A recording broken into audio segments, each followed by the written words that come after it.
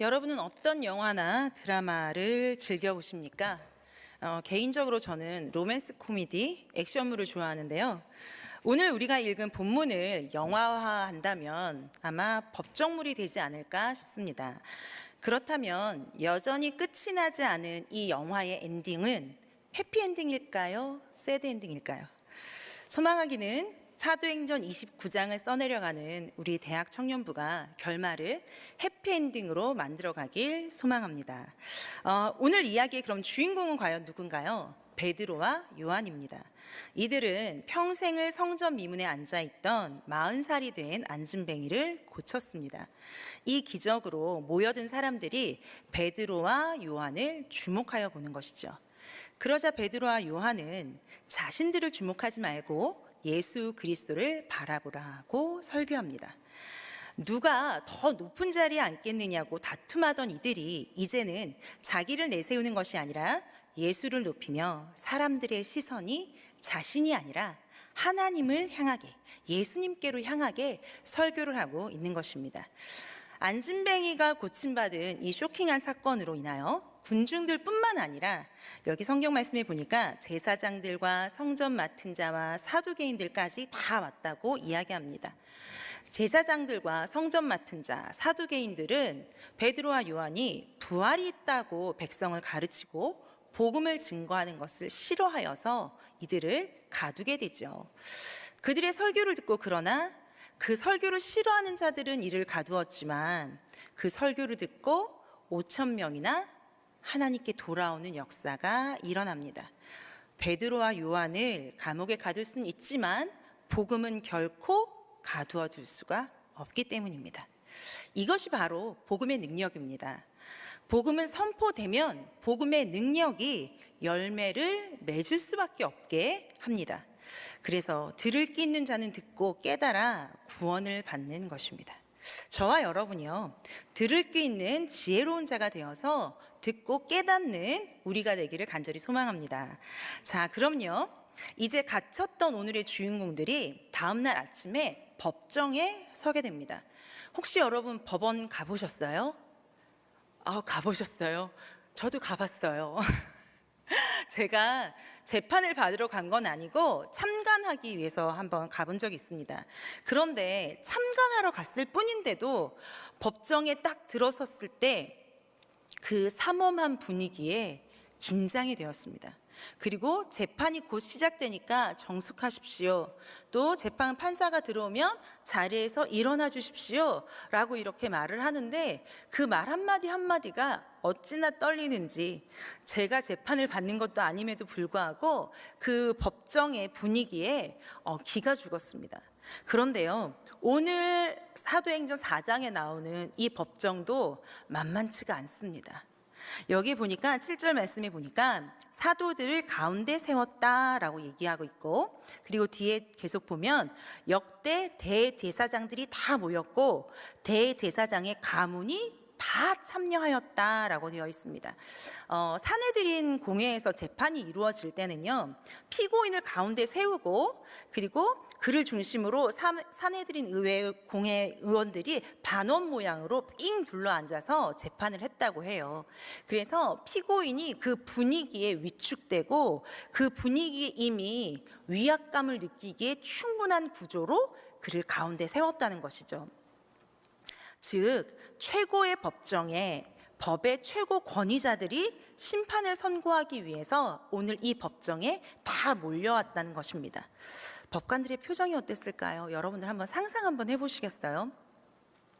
자신들이 신이라도 된 듯한 표정과 엄한 말투로 신문을 시작합니다.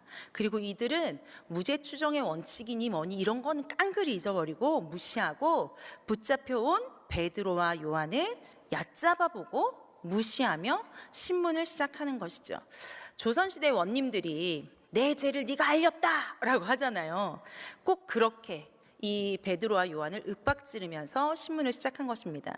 그런데 베드로와 요한이 그 분위기에 전혀 주눅들지 않고 전혀 꿀리지도 않습니다. 여러분, 베드로가 어떤 사람입니까? 우리가 예전에 알던 베드로는요, 허세 가득한 사람이었어요. 모두가 다 예수님 버려도요, 저는 안 버릴 겁니다. 나만큼은 결코 예수님 버리지 않습니다. 라고 호언장담했는데, 그랬던 베드로가 어떻게 했습니까? 여러분, 이번 주 중에 아마 읽으셨을 텐데, 마태복음 26장에서 사람들이 예수와 함께 있지 않았습니까? 라고 하니까 나는 예수를 모른다고 하면서 예수님을 부인하고, 그리고 난 그 사람을 알지 못해요. 또 거듭하여서 저주하며 맹세하며 그런 사람을 알지 못합니다 하고 소리치죠. 이랬던 베드로입니다. 아마 이 장면, 베드로가 예수님을 부인하는 장면에 우리가 자막을 딱 띄운다면 어떤 단어가 뜰까요? 손절, 예수님과 손절, 이런 단어를 띄웠을 것 같아요. 그렇게 베드로가 겁 많고 두려워하고 죽을까봐, 자기가 피해를 입을까봐 벌벌 떨던 베드로가 달라졌습니다. 180도 변화된 모습을 보여주고 있는 것이죠. 우리 13절 말씀에 보면요, 13절에는 베드로와 요한이 담대하게 말하였다라고 말합니다. 개역 한글에서는 이 담대하게라는 표현이 기탄 없이 말하였다, 저는 이 표현이 조금 더 익숙하거든요. 근데 이것이 원어로는 팔레시아라는 단어예요. 그 뜻이 어떤 의미가 있냐면 공공연하게 말하다, 대담하다, 진리에 대하여 정직하다라는 뜻을 가진 말입니다. 즉 베드로가요, 담대하게 용기 있게 확신에 가득 차서 말을 했다는 것을 우리가 알 수 있습니다. 근데요, 이에 대한 공회의 반응이 참 재밌어요. 베드로는 담대하게 이야기했는데 공회 의원들은 지금 그것과 조금 다른 모습을 보이는데, 우리 13절에서 16절까지의 말씀 같이 한번 읽어보겠습니다. 우리 13절부터 16절까지 함께 읽습니다. 그들이 베드로와 요한이 담대하게 말함을 보고 그들을 본래 학문 없는 범인으로 알았다가 이상히 여기며, 또 전에 예수와 함께 있던 줄도 알고, 또 병 나은 사람이 그들과 함께 서 있는 것을 보고 비난할 말이 없는지라 명하여 공회에서 나가라 하고 서로 의논하여 이르되, 이 사람들을 어떻게 할까? 그들로 말미암아 유명한 표적 나타난 것이 예루살렘에 사는 모든 사람에게 알려졌으니 우리도 부인할 수 없는지라. 아멘. 자신들이 무시했던, 얕잡아봤던 베드로와 요한이 너무도 담대하게 이야기를 하는 것입니다. 그들이 베드로와 요한을 얕잡아보고 무시했던 데에는 이유가 있습니다. 오늘 본문이 말하고 있듯이 본래 학문 없는 범인인 줄 알았다라고 하죠. 베드로와 요한이 일자 무식은 아니었어요. 그러나 그들이 율법을 배우는 고등교육을 받지 않았기 때문에 율법에 대해서는 재판하는 우리가 더 우위에 있어, 너하고 나하고는 하늘과 땅 차이야 라는 의식들이 있었던 거예요. 그래서 베드로를 무시했던 거죠. 또 베드로가 나사렛 출신, 우리가 예수님을 나사렛 출신이라고 할 때는 그 지역의 비천함 때문에 그렇게 표현하잖아요. 나사렛 출신 예수와 함께 있던 사람이므로 당연히 무시해도 돼 라고 그들이 생각했던 거죠. 그래서 자신들이 무시했던 베드로가 말하는 이야기를 듣고 또 보고 뭐라고 하냐면 비난할 말이 없는지라, 우리도 부인할 수 없는지라 라고 말하고 있습니다. 복음을 증거하고 예수의 이름으로 기적을 일으킨 것에 대하여 비난할 말도 없고 부인할 수도 없다는 것입니다. 왜 비난할 수 없습니까? 미천한 지역 출신이고 학문도 없는 사람인데 왜 비난할 수 없나요? 증거가 있기 때문입니다. 바로 평생토록 안진뱅이였던 사람이 고침받고, 그리고 그 사람이 지금 그곳에 함께 서 있는 것을 보고 있기 때문에, 또 이 소문이 예루살렘에 파다하기 때문에 비난할 수도 부인할 수도 없었던 것입니다.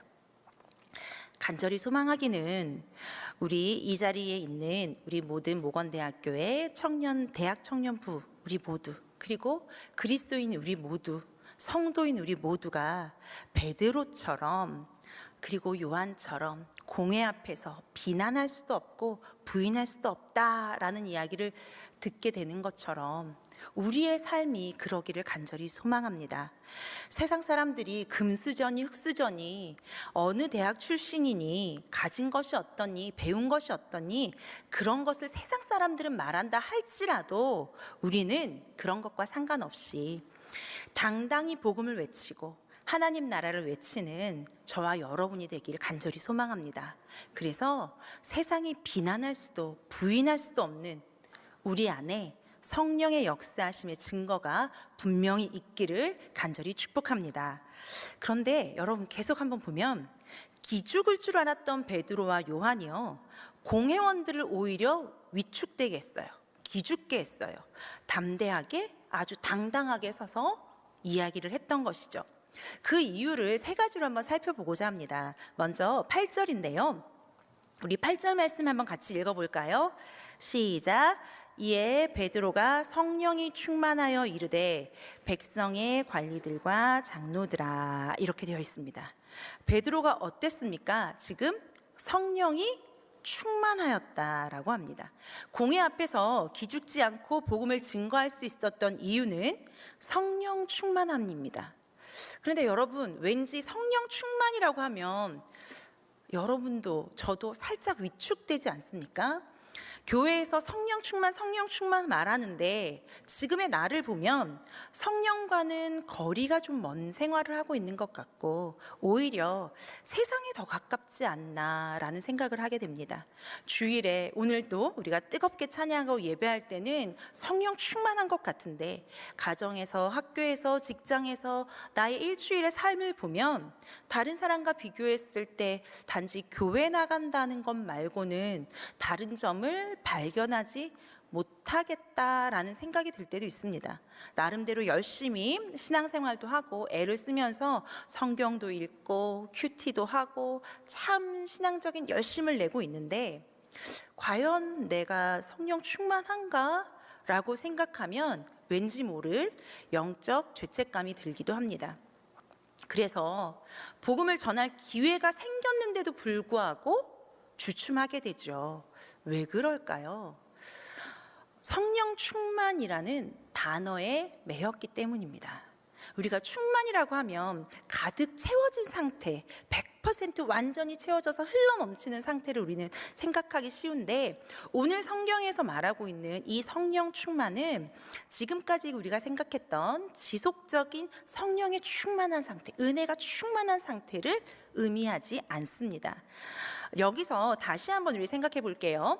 베드로와 요한이 지금 처한 상황이 있는 곳이 어디입니까? 법정입니다. 그럼 이 순간 이들에게 성령 충만했다라고 하는 것, 공회 앞에서 담대하게 복음을 전할 수 있도록 성령 충만했다고 하는 것, 바로 이것이 무엇인가?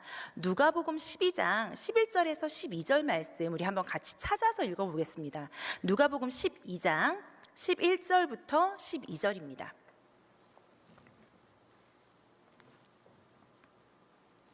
누가복음 12장 11절에서 12절까지 말씀인데요. 찾으셨으면 우리 함께 읽어보겠습니다. 시작. 사람이 너희를 회당이나 위정자나 권세 있는 자 앞에 끌고 가거든 어떻게 무엇으로 대답하며 무엇으로 말할까 염려하지 말라. 마땅히 할 말을 성령이 곧 그때에 너희에게 가르치시리라 하시니라. 아멘. 즉 성령께서 마땅히 할 말을 가르쳐 주셨다는 겁니다.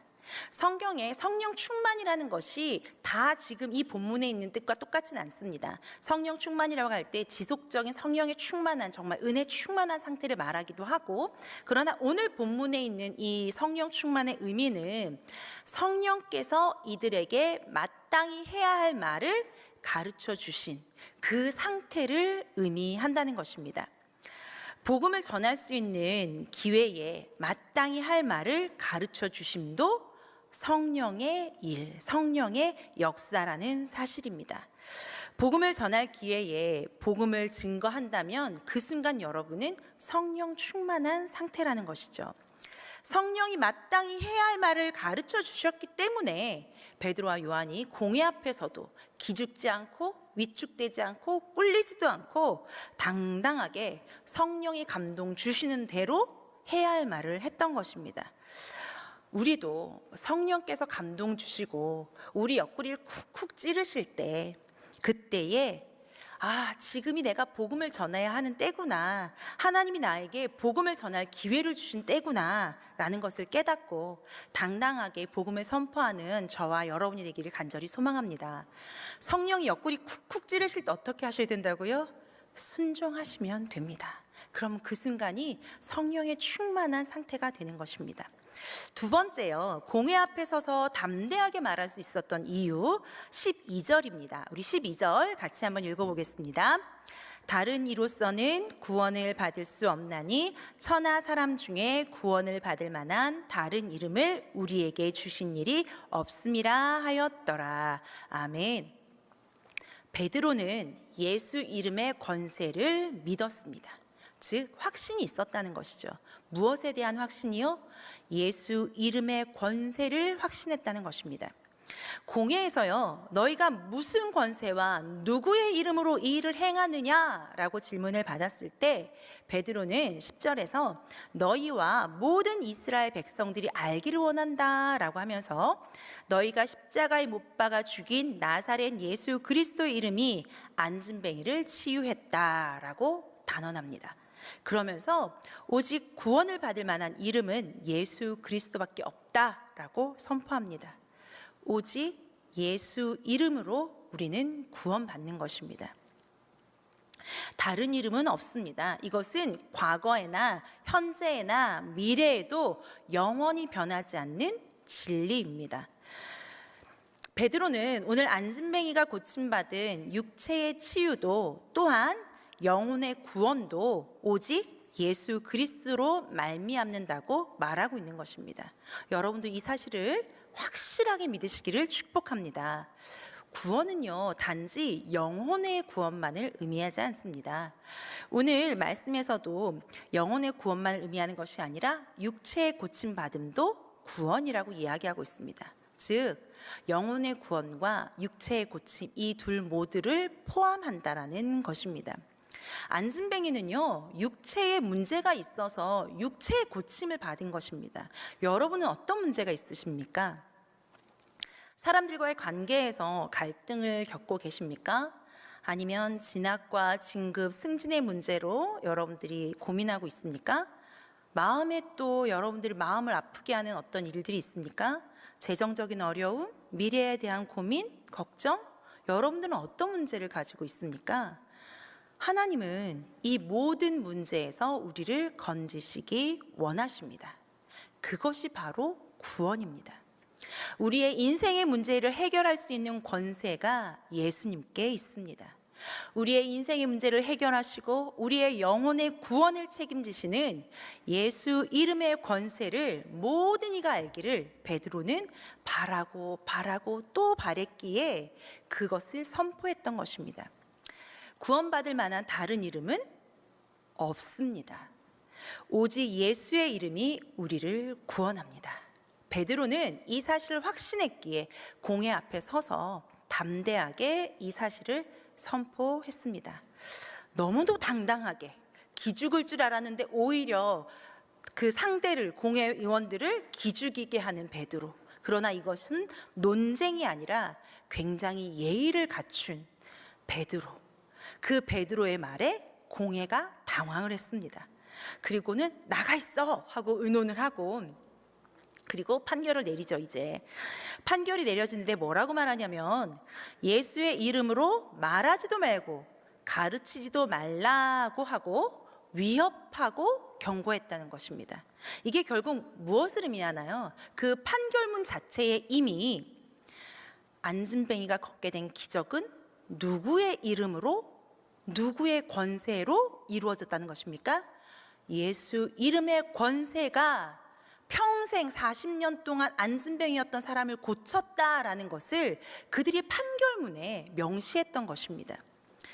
예수 이름에 권세가 있습니다. 예수 이름에 권세가 있음을 굳게 믿고 확신하는 자만이 예수 이름의 권세를 사용할 수 있습니다. 저와 여러분이 다른 그 어떤 것이 아닌 예수 이름의 권세를 굳게 믿는, 확신하는 우리가 되길 간절히 소망합니다. 이제 세 번째입니다. 베드로와 요한이 공회 앞에 담대하게 말한 마지막 이유, 우리 19절 말씀 함께 읽어보도록 하겠습니다. 베드로와 요한이 대답하여 이르되 하나님 앞에서 너희의 말을 듣는 것이 하나님의 말씀을 듣는 것보다 옳은가 판단하라. 아멘. 베드로와 요한은 누구의 말을 더 중요하게 생각했습니까?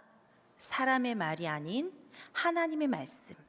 하나님의 말씀이 그들의 삶의 지표가 되었고 기준이 되었던 것입니다. 베드로와 요한이요, 하나님의 말씀이 중요하다고 말한 이것은요, 단순히 우선순위의 문제가 아니었어요. 사람들의 말보다 조금 더 나아, 그 정도가 아니라 이것은 하나님의 말씀을 생명같이 여겼다라는 것이에요. 여러분 보세요. 판결문에서 판결문이 나왔지만 합리적입니까? 법에 대한 어떤 해석이 있습니까? 없습니다.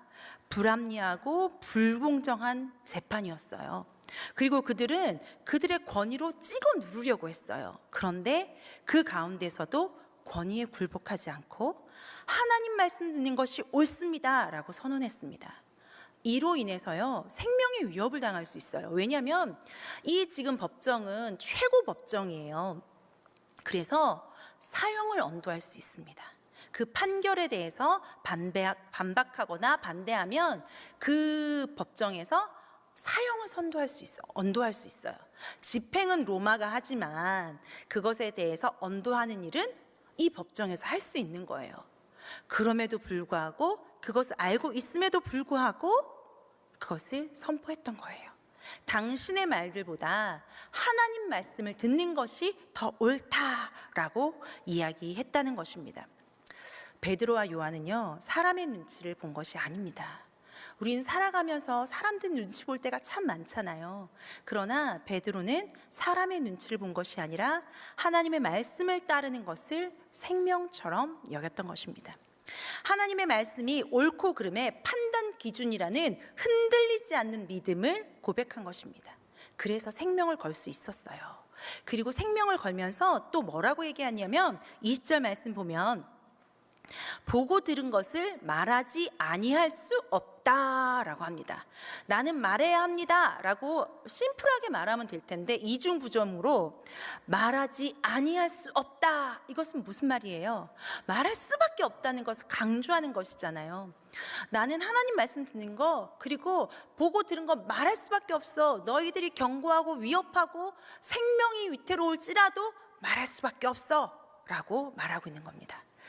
예수님과 3년을 같이 생활하면서 예수님을 보고 예수님을 통해 들은 것이 사실임을 너무나 잘 알기에, 너무나 분명하게 알기에 결코 뜻을 굽힐 수가 없었던 것입니다. 바울도요, 내가 사람을 좋게 하랴 하나님을 좋게 하랴, 사람을 기쁘게 하려 했다면 내가 그리스도의 종이 아니다 라고 했던 것처럼 베드로 역시 하나님을 기쁘시게 하는 것을 나는 선택한다 라는 것입니다. 이런 선택과 선언이 가능한 것은 사람의 말이 아니라 하나님의 말씀이 삶의 기준이요 지표가 됐기 때문입니다. 이제 말씀을 정리해 보도록 하겠습니다. 베드로와 요한은 안진뱅이를 고친 놀라운 기적을 행하고 그들이 말하는 것처럼 이 착한 일로 인하여 재판에 회부되었습니다. 최고의 법정인 공회 앞에 서서도 전혀 주눅들지 않고 위축되지도 않았습니다. 공회 앞에 선 베드로와 요한이 거침없이 당당하게 담대하게 말할 수 있었던 것은 성령이 충만하여 성령이 마땅히 할 말을 가르쳐 주셨기 때문입니다. 또한 예수 이름의 권세를 확신했기 때문이며 사람의 말보다 하나님의 말씀을 생명처럼 귀하게 여기며 살았기 때문입니다. 우리 역시 공회 앞에 선 베드로와 요한과 같습니다. 2022년 세상 앞에 선 우리, 세상 앞에 주눅들지 말고 위축되지도 말고 꿀리지도 말고 당당한 그리스도인이 되길 간절히 소망합니다. 여러분이 써내려가는 사도행전 29장 어떤 엔딩을 써가고 계십니까? 만약 베드로와 요한이 공회의 판결대로 두려워 떨며 그들의 경고를 받아들였다면 어땠을까요? 그러나 그렇지 않았죠. 여러분이 오늘의 이 이야기를 듣고 법정 드라마와 같은 이 이야기를 듣고 그랬구나 라고 끝난다면 여전히 열린 결말인 이 이야기의 끝은 해피엔딩이 아닐 수 있습니다. 그러나 저와 여러분이 베드로와 요한처럼 두려움 없이 세상과 맞짱 떠서 복음을 증거하고 성령이 충만하여 하나님 나라를 선포한다면 결국에는 하나님께 기쁨이 되고 우리도 하나님과 함께 영광을 보는 해피엔딩을 맞을 수 있을 겁니다. 세상 앞에 선 그리스도인인 우리 목원대학교의 대학 청년부 여러분 축복합니다. 정말 축복합니다. 그러나 또한 여러분들에게 간절히 부탁합니다. 하나님께서 복음을 전할 기회를 주실 때, 성령께서 옆구리 쿡쿡 찌르실 때 순종하십시오. 또한 나의 삶의 문제들이 나를 짓누르고 삶의 무게에 어깨가 축 처질 수밖에 없을 때 예수 이름의 권세를 확신하십시오. 그리고 예수 이름의 권세를 사용하십시오. 너무나 크게 들려오는 비신앙적인 이야기들과 위협들 앞에서 세상의 철학과 사람들의 말이 아닌 하나님의 말씀을 삶의 기준으로 삼음으로 세상 앞에 굳건하게 서는 그리스도인인 여러분이 되기를 간절히 축복합니다.